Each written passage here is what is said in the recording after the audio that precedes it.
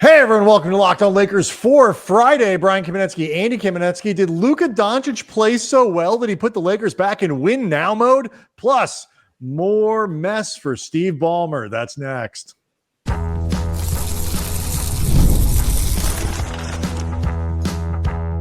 You are Locked On Lakers, your daily Los Angeles Lakers podcast, part of the Locked On Podcast Network, your team every day. Thanks to everybody for making Locked On Lakers first listen of every day, Monday through Friday, no matter how or where you get your podcasts. This one's always going to be free, never behind a paywall. And Locked On Lakers on YouTube is where you can go hang out with over 36,000 subscribers to the channel. They subscribe there. They subscribe on iTunes. They subscribe on Spotify. If you want the audio product, wherever you want to get your podcasts, you can find this one. I want to let everybody know that today's episode is brought to you by Monarch Money. Take control of your finances with Monarch Money. Use the code LOCKEDONNBA at monarchmoney.com for 50% off your first year. Of course, you could see a charge for this show on your Monarch Money dashboard if there was one, but there isn't, so it won't be there. All right, we'll get to Steve Ballmer here, Andy, because there were a lot of people looking for potential more direct evidence, smoking gun, whatever you want to call it. Pablo Torre is doing work, and he's working over the Clippers. So we'll get to that in a moment. But first, I think it's fair to say Luka played pretty well in Eurobasket. Andy, would you agree? Yeah, his averages were something along the lines of over 7 games, 35 points, 9 rebounds, 7 assists, 3 steals, 14 trips to the line. Apparently, Andy, it got the Lakers' attention when you combine the totality of this summer with what the Lakers saw out of Luka in Europe with the Eurobasket tournaments. This from Dan Woike, now at The Athletic, of course, formerly of the LA Times. According to team and league sources, the Lakers' stance on roster improvements heading into this season has shifted because of the start of this new chapter together, meaning the Lakers and Luka. While the Lakers had resisted scenarios in which the team would take on contracts that lasted beyond the 2025-26 season earlier this summer, Doncic's multi-year commitment has nudged LA's priorities in more aggressive directions. And we'll, of course, get into that in a second. It's spoiler alert. We're talking about Andrew Wiggins. For the time being, at least. For the time being, at least. We're back to the Andrew Wiggins rumor, but just that in and of itself, we'll start with that. The notion that the Lakers are more in a more win now posture, less in a flexibility cap space for this summer, next summer posture than they were before, based on how well this summer has gone with Luka, including what we just saw in Europe. The everydayers know I have been extremely skeptical of this 2027, 2026, but especially even 2027 heavy flexibility as the pretty hard and fast priority, because we are holding out all hope for Giannis or Jokic plan/reporting. It has always felt, as I've put it, a conveniently stupid plan that we never really started hearing about at all until after LeBron opted in. Rich Paul's very cryptic statement that let it be known LeBron was not just satisfied with his relationship with the organization, but also, I guess, not satisfied with their commitments towards trying to win a championship now. Then we all of a sudden started hearing this stuff. It has always made sense to try to build around Luka right now because he's in his prime. And the idea of waiting 1 or 2 years because another superstar at that point starting to enter his mid-30s might shake available, again, and never made any sense and always struck me as conveniently stupid. Yeah, I mean, look, I know we don't agree on this one. I think the Lakers are, Rob Pelinka's default. If we talk about, fans talk about JJ Redick, and his default is he wants to play small. Rob Pelinka's default is I want to have flexibility, maximum flexibility, and cap space. And I think there is always the look with the Lakers of who is going to be our next star, who is the next person we can acquire. I think there is a legitimate question of who is the person that we're going to pair with Luka. And, with the idea that like Austin Reeves is an excellent player, but do you think of him as the second best player on a championship caliber team? I don't. I don't think most people do. Or if he is going to be the second best player, the third, fourth, fifth, and sixth guys need to be really good. Like you need one of those sort of a Knicks style stacked roster where like the seventh guy is still really good. Like you need something out of the ordinary for an NBA rotation. So I do think like it's not that this hunt for the next star to put with Luka is illegitimate. I just think this is it's also their default. And so we've heard it from too many people, from too many places. And I don't want to say that this summer confirms things because you have to know what they turned down. Who did they say no to that they could have signed into, next summer's cap space? I refer to it this summer, but people should understand by now when we say this summer, we mean the one coming up. Who didn't they sign? Who didn't they trade for? It wasn't a big offseason for that kind of thing. We haven't seen an extension for Rui Hachimura, who is somebody that would make some sense to give, a reasonable contract to if he were interested in taking it from the Lakers. And I think he, might be. There's been no talk at all that's even been broached to Team Rui. So I do think the Lakers are being fairly precious with their flexibility going forward. So I buy it. I mean, if you're asking me, do I think that they are eyeing the next star that they could pair with Luka? The answer is yes, because that's the way they always operate. And frankly, it's the way all teams operate. They're always looking for stars. How precious they're being with this stuff, though, and by stuff, I mean cap space flexibility, is in a lot of ways defined by what they could be doing instead of it. We've talked before about that's what I'm saying. I don't know what they said no to. I know, but based on what has been happening around the league and the amount of long-term deals that were signed, period, frankly, even involving pretty big names, but even other than Nickeil Alexander-Walker, there's really nobody of note who got more than a 2, maybe 3-year deal this entire offseason, with guaranteed years.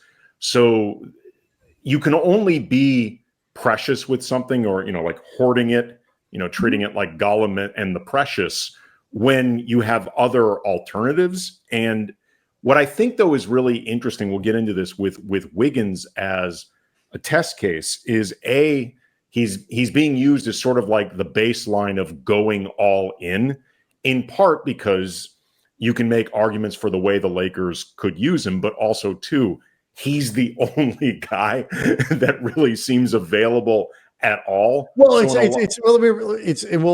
take this to the next, because I think there's a couple things going on here, and some of it's Wiggins. It's not that Wiggins is the only guy available. It's that he is the most obvious fit for the thing the Lakers need, which is a defensive oriented wing. And he's, Andrew Wiggins is still a very good defender. Sure. Yes. And, especially when you need him to be your fifth best offensive player, is very passable for that. So he's an interesting test case in a lot of ways for that. And then I think you're getting right up to something that I think is core to what the Lakers are really doing when they talk about flexibility, but also now when they maybe are leaking that, we're back in win now mode. And I'll explain all of it next.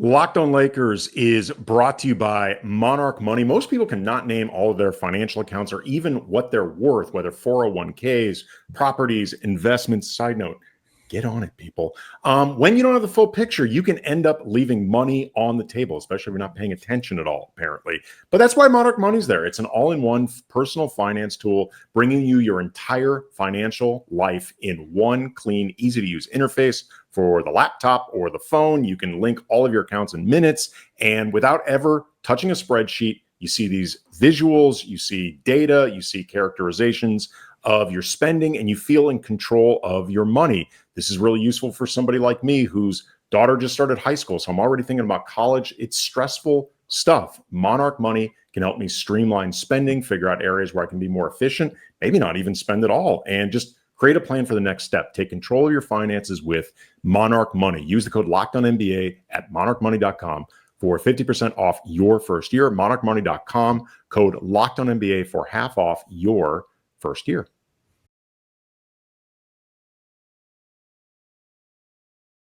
So we'll get to Wiggins here, like the Wiggins part of it, like literally, the directly the actual player. But what I think is happening here is kind of, it gets to a little bit of, I think, what you're saying too, Andy, because what I view a lot of this as, I do think the default for Rob Pelinka is cap space, stars. It has been for a while. This is the pattern. And I think they are being very careful about making trades. I think they are generally gun shy about signing players and extending because they've just, they thought Jared Vanderbilt, he's somebody we can trade. Like they've had all these players that they've brought in, Gabe Vincent, tradable contract, and it hasn't worked. They haven't been able, they've been stuck with these guys. And so I think they're very hesitant because they think they're going to be saddled with players that they thought they could move and can't. But the other thing that they like to do, and I think there's a lot of this happening here, is try to create a narrative and create an impression and an image of a team that has a plan, that is in control of what they're doing. Rob Pelinka promised over the summer the Lakers were going to be super busy, very active, making trades, hyper aggressive, all this stuff. And they were able to improve their team in ways that didn't have to give up a lot of stuff. So I'm not discounting, I'm not saying the Lakers did. They have not been the Golden State Warriors who have done nothing this offseason. The Lakers have notably improved the team, and they've been able to do it in a way that hasn't cost them material, which is great. I think, though, they like to counter this idea of inactivity. We're not willing to trade our first rounder. We're not, with this idea of we've got a plan. To your point about going all in, right now, the only player that's available, seemingly available, that fits with something the Lakers need, a defensive-oriented wing who can space the floor, which is something Wiggins can do. For the stuff that the Lakers could offer, there might be high-end 3-and-D wings, but the Lakers can't afford them. They don't have enough stuff to get it. It's Wiggins. And so if you think the answer is just what it's been earlier in the year, which is Wiggins is only available if you give up that first rounder and Dalton Knecht and some other stuff and whatever, and that price is going to be seen by most people as too high, then you're also capitalizing kind of on the enthusiasm of the summer of Luka by saying, wow, this is great. We are open. We're going to try to improve this team right now. We're not going to wait for this, knowing full well that there isn't anything for you to do. And so I see this most recent thing as a really good example of the Lakers trying to capitalize on enthusiasm without actually having to do much about it, because there isn't, to your point earlier in the first segment, much they can do.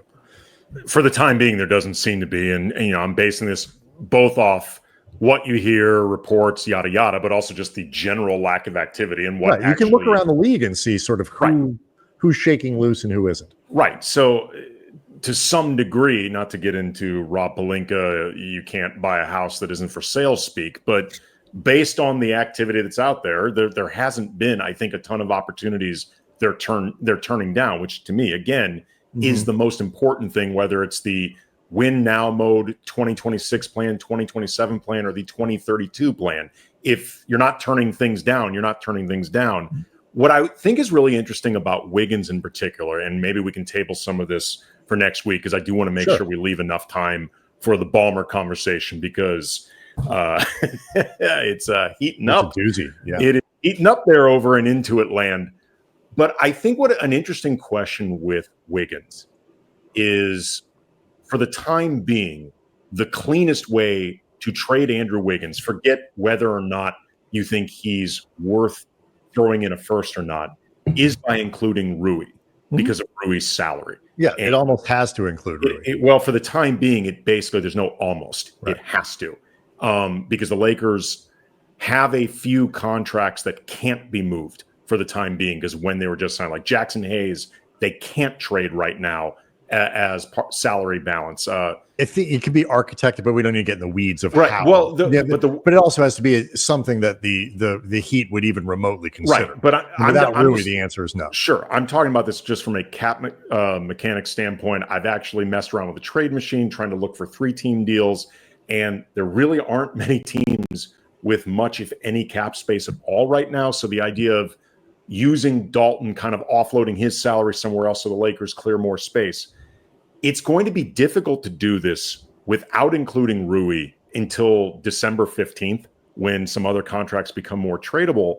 But also, too, I do think you can make an argument that while Wiggins may fill some needs that Rui doesn't, swapping out Rui's talent to gain Andrew Wiggins doesn't make them as good as they need to be. If you could find a way to make this deal while keeping Rui, so basically you're adding Wiggins to what's there, at that point, I think you can make a stronger argument that it's worth using the first, maybe a little bit of protections, but something Miami can live with, using Dalton Knecht, swaps, whatever. Like, it starts becoming, I think, more of a can't lose proposition.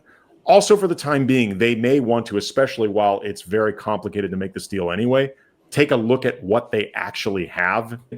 The possibilities, even if they're remote, of trying to add Wiggins while keeping Rui, it's basically impossible until everybody's trade eligible. All right, so leave us questions, leave us comments. Let us know if you would flip Rui, if you would flip that first rounder, how aggressive you would be for Andrew Wiggins, and we'll use some of that Monday when we come out of the weekend.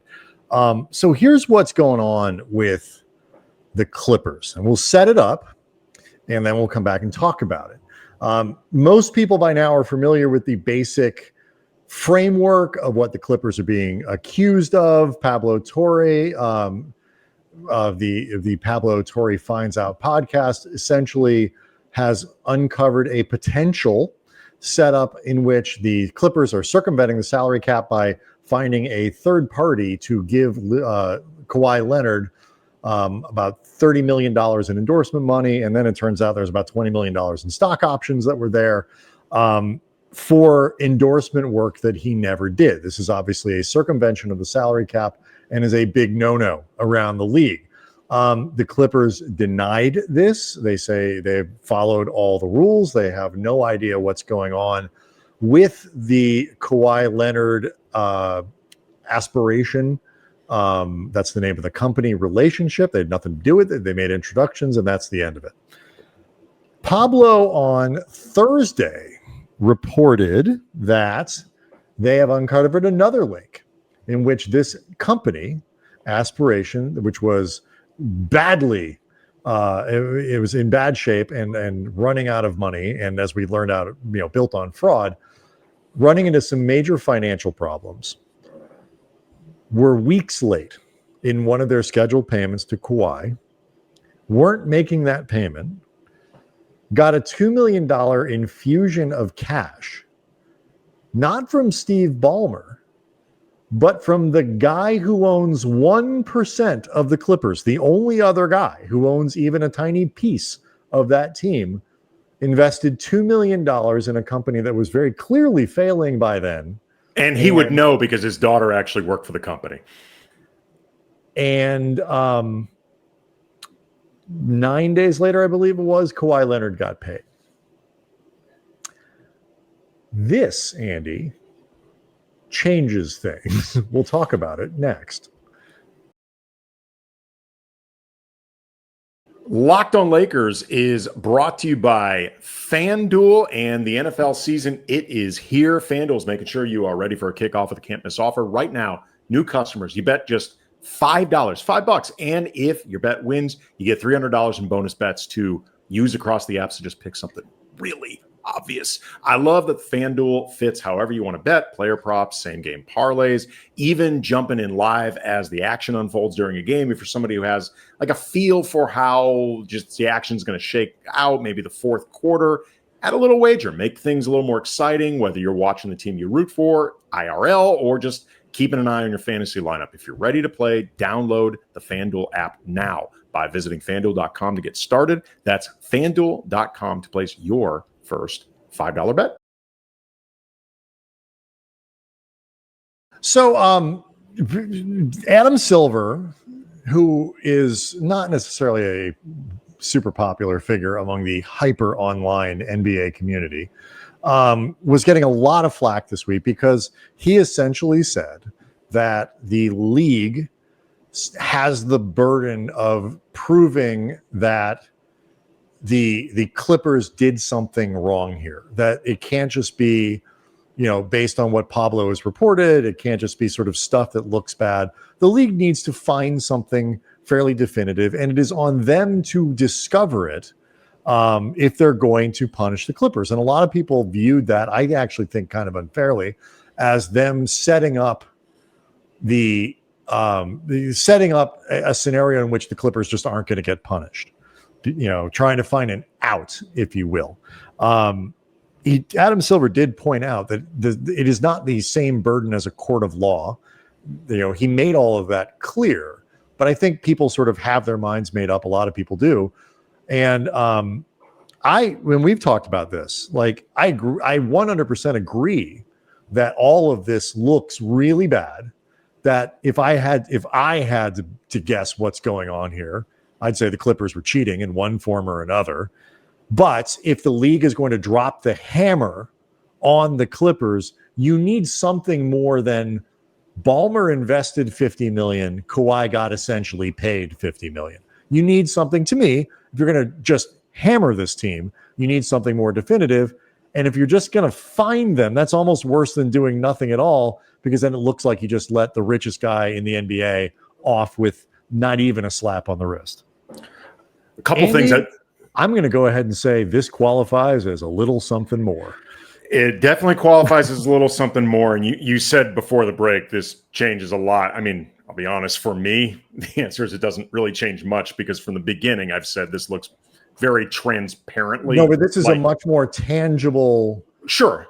I will get into why I think in a lot of ways it doesn't change anything, at least for me. To begin, though, what you were talking about with Adam Silver talking about the burden of proof being on the league and people interpreting that as laying the groundwork for allowing Ballmer to skate and the Clippers to skate. It's important to remember that while the burden of proof may be on the league is also defining, right, A, what is proof? It's their definition. B, whether or not the burden has been met. So for all intents and purposes, while, this thing can go to arbiters and stuff like that, people have forgotten that the Joe Smith penalty from 25 years ago was originally higher than it was eventually arbitrated down to. But this is ultimately Adam Silver's judgment of burden and proof. So in that sense, I think a lot of people are overlooking how much direct control he has over this. The idea of what is a smoking gun, what is not a smoking gun. Smoking gun's not actually required because it's not a court of law.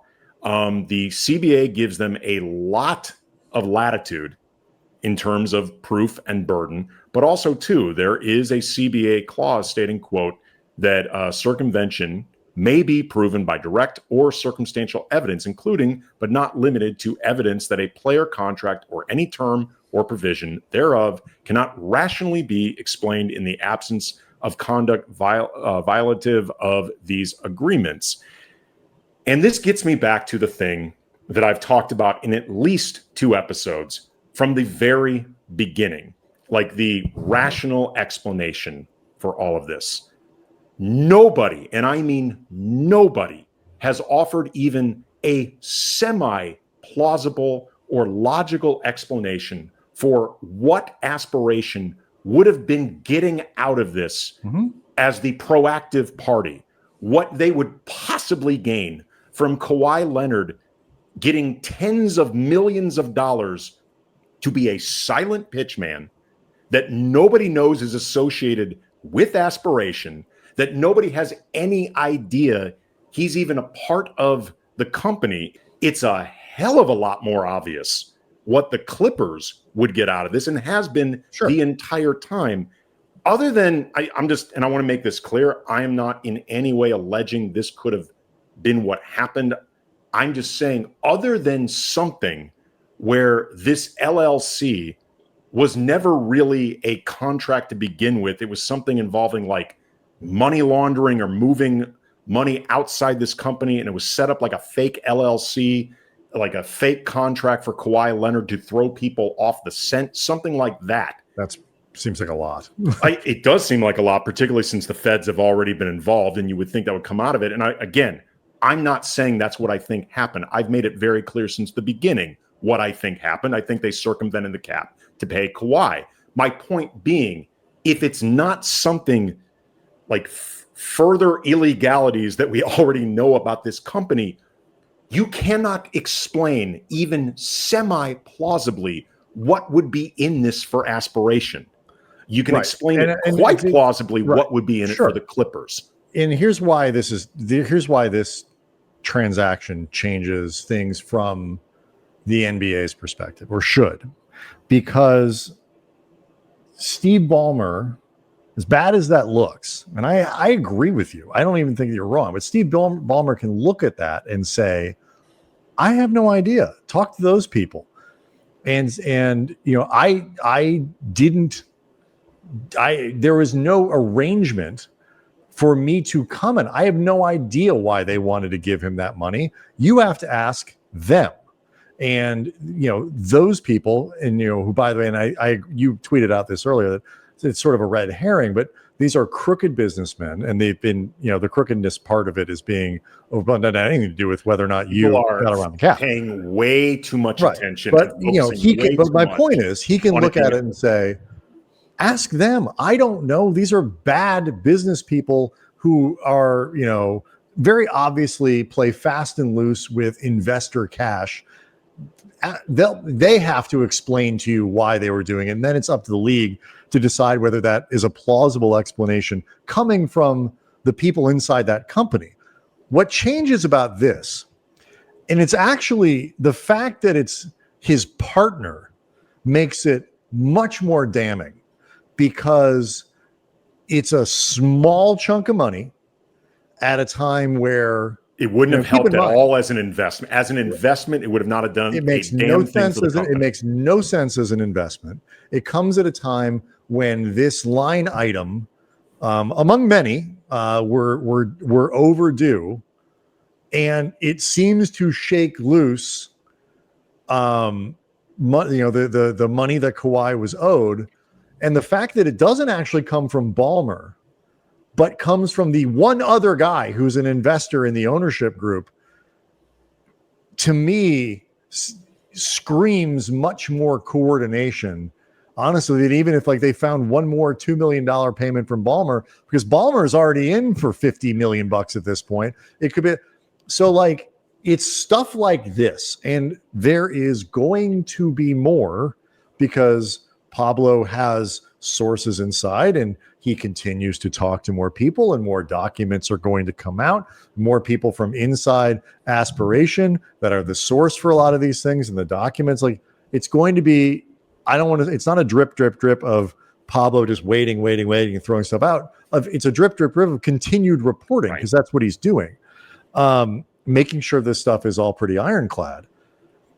It's these types of connections that are much more direct, where there's a much more one-to cause and effect. Payment here, payment there. That's the kind of thing that is going to allow the NBA. And is it technically circumstantial? Sure. But guess what? If you That's don't good think enough.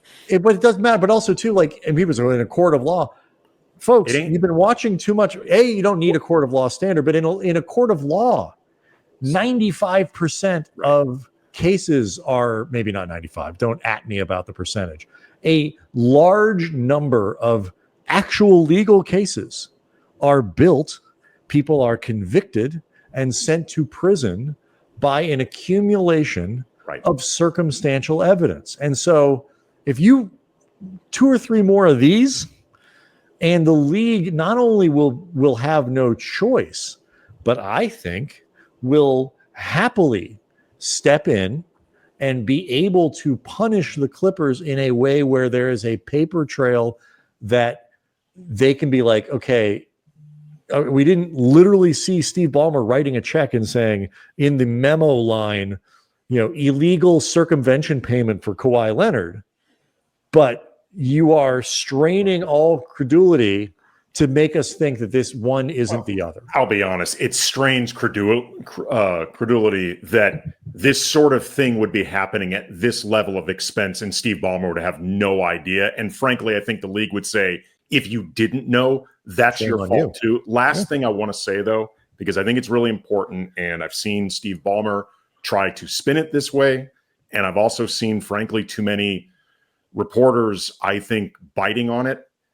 I have no doubt that Steve Ballmer got scammed by this company. I have no doubt that he thought this was a real business and got scammed. It's also by the way, it was a real business. It was just a real business that was cooking their books. Right. But I'm just saying that they were a bunch of shady people. I have no doubt that he got scammed on that part of it, that he thought they were more on the level, more competent, more honest, more everything than they actually were. It's also totally irrelevant for what he is being accused of. What he's being accused of through this reporting from Pablo Torre is looking to circumvent the cap. And if he thought this company was legitimate, he thought, at least allegedly, that he could use them for part of that circumvention. And the fact that it turned out that they were shady, went bankrupt, wire fraud, all of that stuff is totally irrelevant. And it is something that is, I think, people are focusing on way too much, and it is completely irrelevant. I get why Steve Ballmer laid that on thick in the interview with ESPN and Ramona Shelburne. I understand why he would do it. I'm just saying don't fall for it. Oh yeah, 100%. It is important to keep your eye on those things that matter. So we'll see where this is going. It is an interesting time, to say the least, in the NBA. We'll get back to the Wiggins stuff on Monday. Again, leave us questions, leave us comments. Let us know, how interested are you in Andrew Wiggins if it costs you Dalton Knecht in that first round and Rui Hachimura in the exchange? So Locked On Lakers on YouTube is where you can go hang out with over 36,000 subscribers to the channel. We'll see everyone Monday. Have a great weekend.